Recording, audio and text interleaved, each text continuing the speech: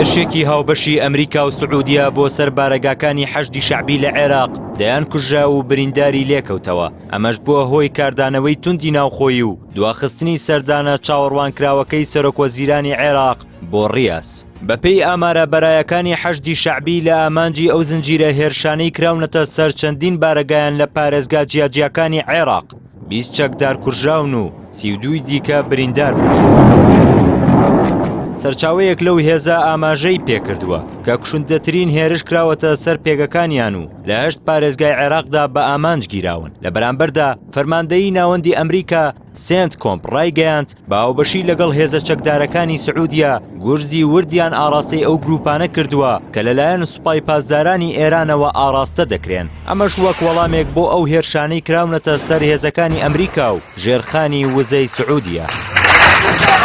لە کاردانەوەی ئەو هێرشە ئاسمانیانەدا بۆ سەر پێگە و جبەخانەکانی حەشدی شەعبی، عەلی زەیدی سەرۆکوەزیرانی عێراق بڕیاریدا کۆبوونەوەیەکی بە پەلەی ئەنجومەنی وەزاری بۆ ئاسایشی نیشتیمان ڕێک بخات. هاوکات سەرۆکوەزیرانی عێراق سەردانە فەرمیەکەی خۆی بۆ سعودیا دواخست کە بڕیار بوو ڕۆژی پێنجشەممە ئەنجامی بدات. لەگەڵەوەشدا سەرۆکایەتی کۆماری عێراق ئیدانەی هێرشەکانی کردو ڕاتی کردەوە خاکی عێراق وەک ناوچە و گۆڕەپانی دەستدرێژیکردنە سەر وڵاتانی هاوسێ و پاکسازی هەرێمی بەکاربێنرێت.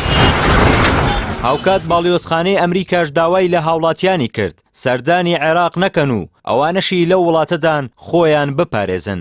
لەسەر ئاستی ناوخۆیی هادی عامری ئەمینداری گشتی ڕێکخراوی بەدر هێرشەکانی بە پێشێلکاریەکی ئاشکرای سەروەری عێراق ناوبردوو داوای پێداچوونەوەی بە ڕێکەوتنە ئەمنیەکانی نێوان بەغدا و واشنتۆن کرد. هاوکات ڕەخنەی توندی لە هەڵوێستی ڕیاز گرت و ڕایگەیاند ڕیاز هەوڵی تێکدانی ئەو ئاشتی و سەقامگیریە دەدات کە عێراق پیادەی دەکات.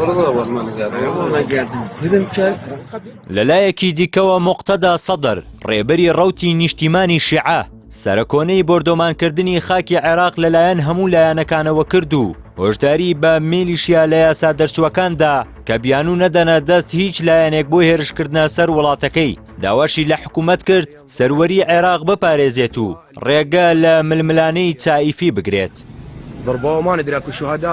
هاوکات لە ئاستی ناوچەیشدا هەریەکە لە وڵاتانی کوێیت و قەتەر ڕاگەیاندراوی فەرمیان بڵاو کردەوە و پشتیوانی وڵاتەکانیان بۆ عەرەبستانی سعودیا دەربڕی و داوایان لە حکوومەتی فیدراڵی عێراق کرد کە بەجددی کار بکات بۆ بنبڕکردنی هێرشی گروپە چەکدارە عێراقیەکان بۆ سەر سعودیا. بەڵام لە بەرامبەردا وەزارەتی دەرەوەی عێراق ئیدانەی هێرشەکانی کرد و ڕایگەیاند هێرشی سعودیا و ئەمریکا بۆ سەر گروپە چەکدارەکانی عێراق ئیجانە دەکەین و دەبێتە هۆکارێکی دیکە بۆ ئاڵۆزبوونی زیاتری دۆخی ناوچەکە. هێرشە ئاسمانیە هاوبەشەکانی ئەمریکا و سعودیا بۆ سەر پێگەکانی حەشدی شەعبی پێشتر هاوشێوەی نەبووە و یەکەمین جارە ئەو دوو وڵاتە بە هاوبەشی پارێزگاکانی عێراق بۆردۆمان دەکەن. بەڵام پێشتر سعودیا چەندین جار بە فەرمی ناڕەزایەتی لە هێرشی گروپە چەکدارە عێراقیەکان بۆ سەر ژێرخانی وزەی وڵاتەکەی دەربڕیوە.